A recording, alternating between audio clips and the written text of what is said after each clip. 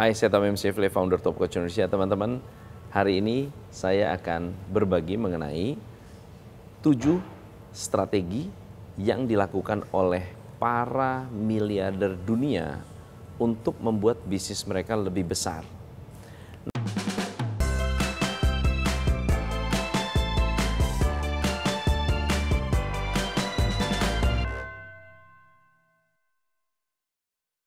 Strategi ini adalah strategi yang sifatnya hampir terbalik dengan kebanyakan pengusaha-pengusaha kecil.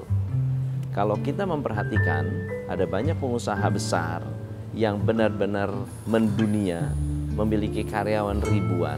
Mereka ternyata memiliki kesamaan mindset. Kesamaan mindset yang akan saya share juga akan saya berikan pembandingnya dengan para pengusaha yang sulit berkembang. So, saya mau cerita dulu tentang pengusaha-pengusaha yang sulit berkembang. Teman-teman, para pengusaha yang bisnisnya sulit berkembang seringkali memiliki mindset yang sangat-sangat unik.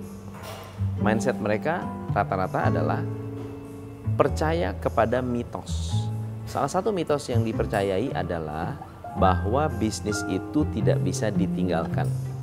Yang kedua, mitosnya adalah nyari karyawan itu susah. Mitos yang ketiga, mereka merasa bahwa kalau kita ingin bisnis berkembang harus kerja keras. Dan mari kita lihat bagaimana cara berpikir para miliarder.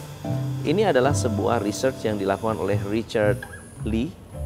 Richard Lee adalah salah satu peneliti dan juga seorang penulis yang menulis di blognya Kron.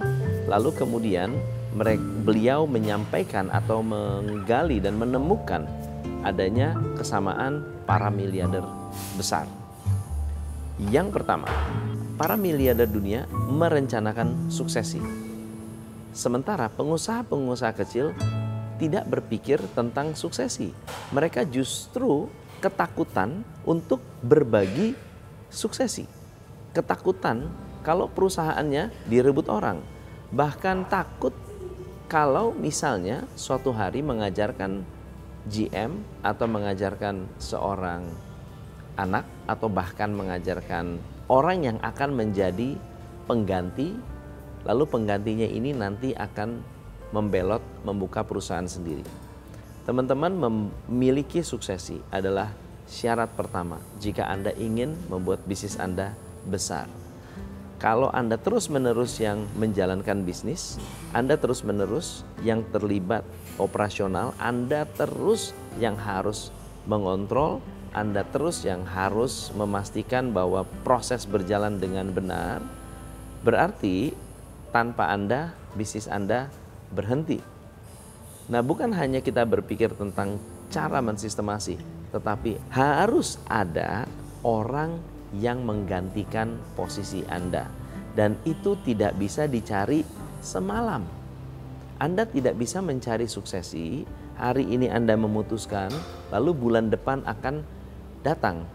Anda harus mencari suksesi atau bahkan harus memikirkan suksesi sejak awal Anda membuka bisnis atau sejak Anda mengembangkan bisnis. Suksesi harus dibangun dengan tahapan nomor 1, bisa dipercaya. Nomor 2, bisa melakukan tugasnya dengan baik. Nomor 3, memastikan bahwa orang ini mampu mengembangkan perusahaan. Dan ada 2 cara untuk menemukan suksesi. Nomor 1, Anda mencari dari luar. Nomor 2, Anda mencari atau membangun dari dalam. Nomor 2, memiliki perencanaan, distribusi kekayaan. Ada satu kasus yang cukup menarik yang pernah saya latih dan hari ini ada beberapa yang masih berlanjut. Ada perusahaan yang boleh dikatakan sangat skalanya besar. Jumlah karyawannya 4.000. Mereka adalah manufacturer, kemudian ada dealer, ada manufacturer untuk aksesoris, kemudian ada juga distribusi, dan mereka memiliki 4 bersaudara. Oke, ada orang tua, di pembentuknya atau foundernya adalah suami istri, lalu ada 4 anak. Nah, 4 anak ini tidak ada satupun yang terlibat di bisnis. Tidak ada satupun yang terlibat di bisnis. Ayahnya waktu itu umurnya sudah 55-an tahun, bertemu dengan saya, kita melakukan banyak sekali improvement di proses, di keuangan, di karyawan, dan di project-project baru mereka. Nah, ada satu hal yang cukup menarik yang mereka katakan. Dia bilang, saya sulit sekali untuk menemukan suksesi, sehingga saya harus merekrut orang yang sudah profesional masuk ke dalam sebuah perusahaan. Jadi CEO dari perusahaan besar ke perusahaan ini. Yang jadi masalah adalah kalau ownernya ini tidak ada, sudah tidak terlibat lagi di bisnis, apa yang harus dilakukan dengan kekayaannya? Maka saya mengatakan Bapak harus memiliki yang namanya trust fund. Trust fund yaitu membuat sebuah perencanaan wasiat. Kenapa ini penting? Karena ternyata ada banyak saudara-saudara beliau, karena beliau dari keluarga yang cukup kaya, yang pada saat salah satu omnya meninggal, anaknya berantem dan keluarga menjadi terpecah.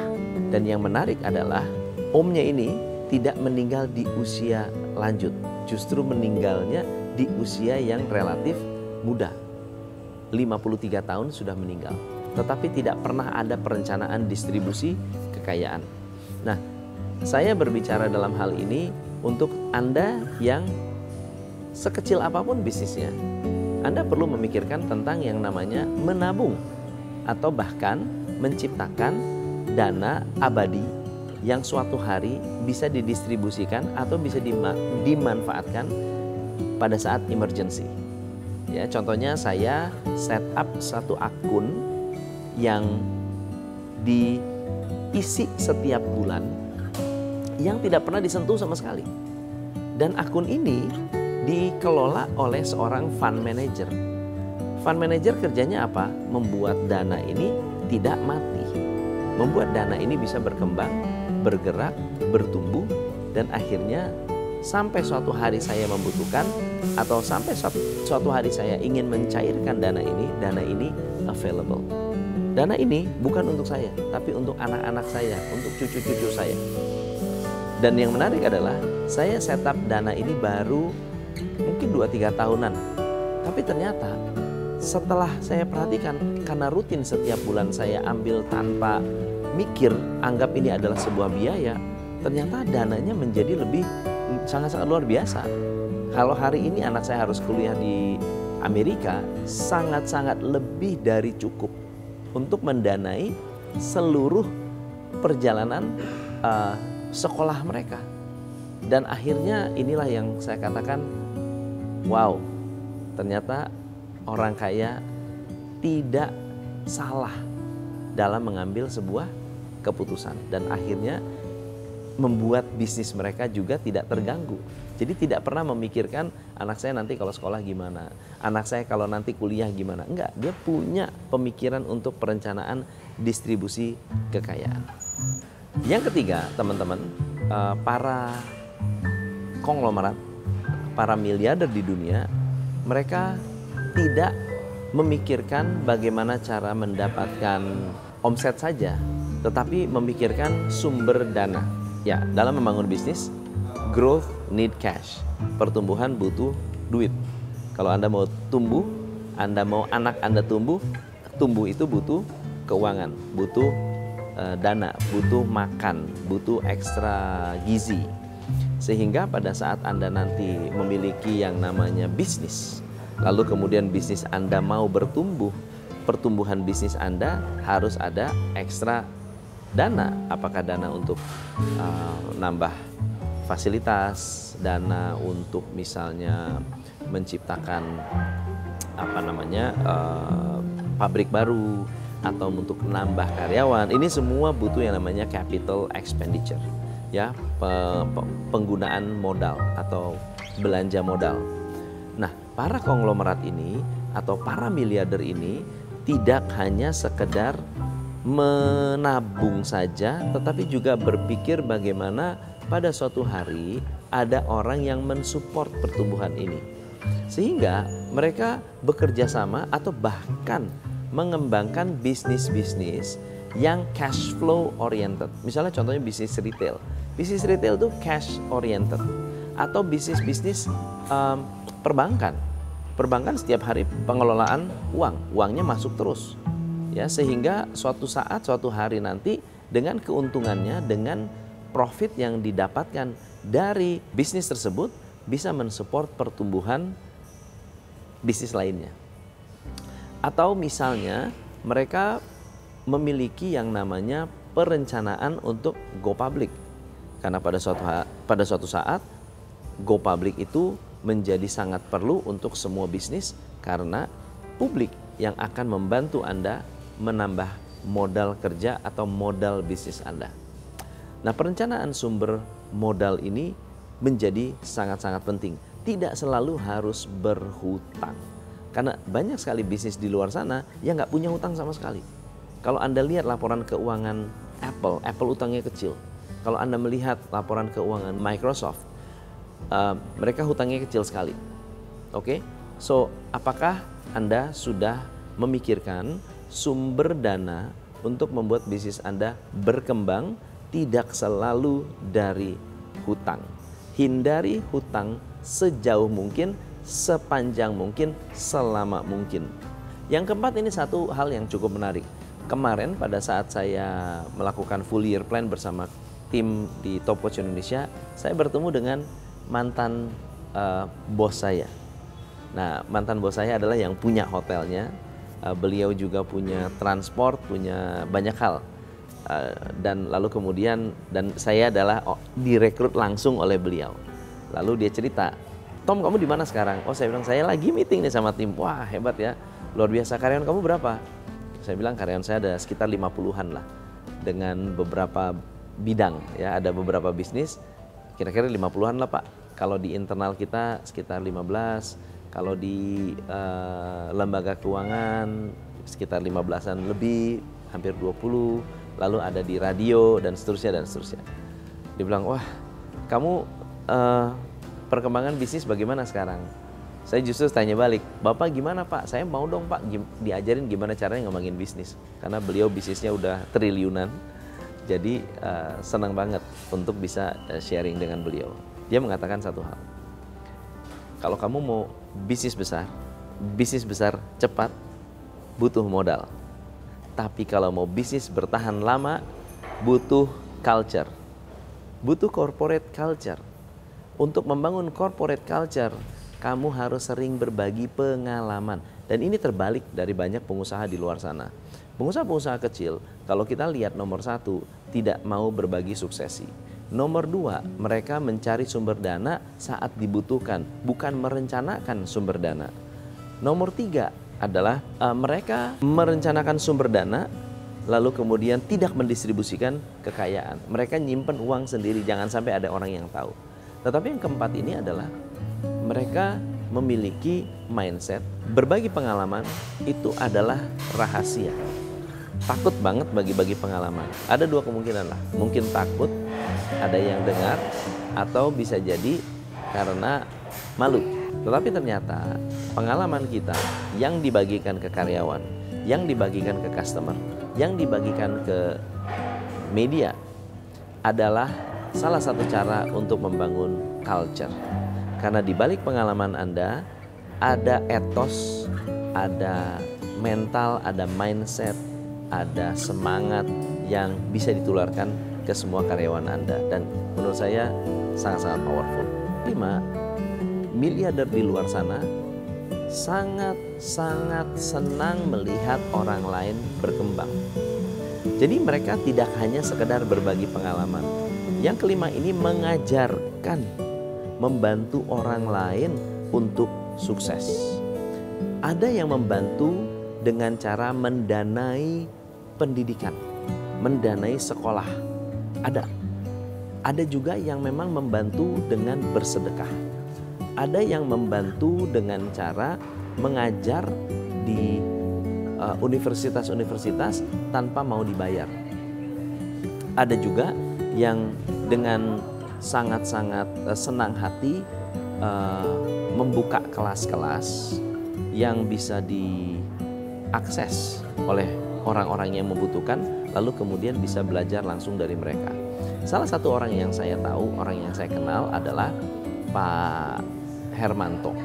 Beliau adalah pemilik Cat Avian, beliau adalah pemilik dari air minum Cleo dan berbagai macam bisnis yang luar biasa, ya puluhan ratusan mungkin bisnis yang beliau telah rintis.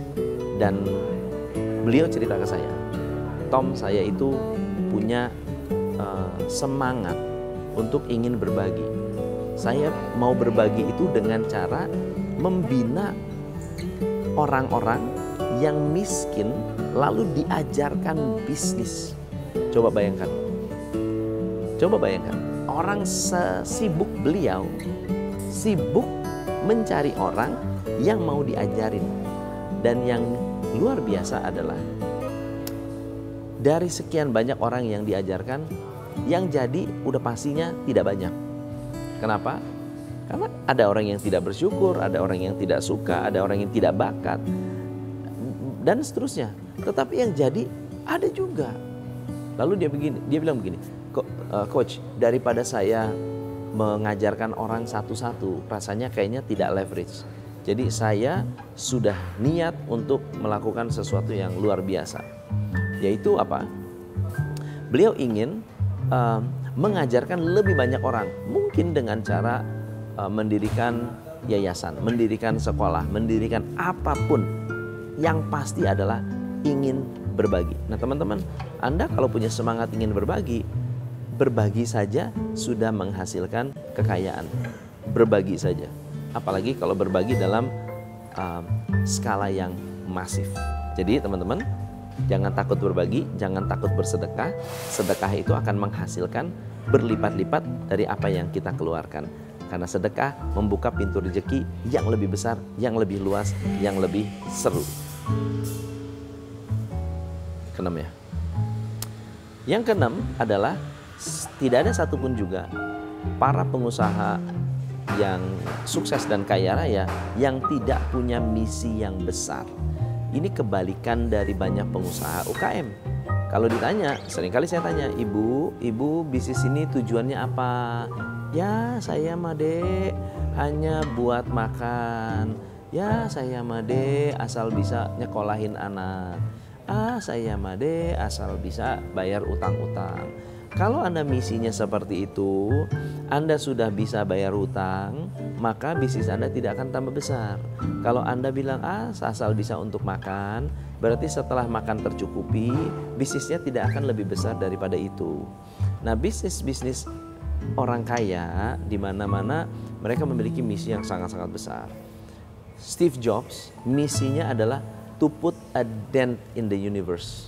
Coba, mau bikin tanda, menciptakan tanda di alam semesta, di mana dia ingin menciptakan sesuatu yang bermanfaat untuk umat manusia.